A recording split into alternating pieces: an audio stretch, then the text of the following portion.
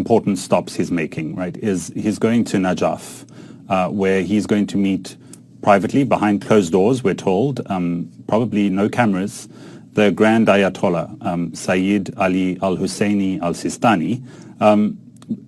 Who is the Grand Ayatollah? You know, why is Pope Francis meeting him? Look, the truth about Sistani, and I don't say this because I study Shia, but because it's true, is that he is an extraordinary human being.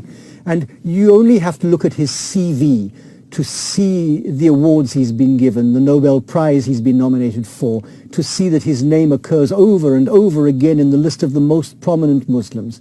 He's an Iranian-born and studied in Qum, but completed his studies in Najaf. So you have these two schools, Najaf and Qum, and you have to think of them in terms of Oxford and Cambridge, really. It's two centers of learning rather than two single institutions, each with its own particular trend.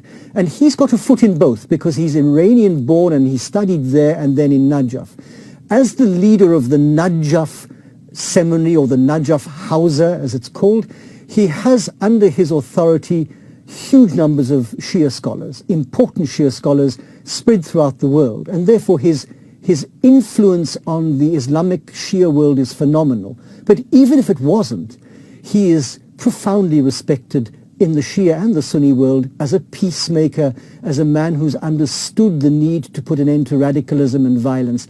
And therefore, I say without fear of contradiction, and I've said it often on camera, that with Francis and Sistani, you are dealing with two men with the same mindset. You are dealing with two men who both have come to understand, both of whom have come to understand that it's absolutely crucial that we find a peace that comes through justice. They both know that equally well. So it's two men who are on exactly the same level. He's chosen the right representative to meet. It is a dramatically good move on the Pope's part.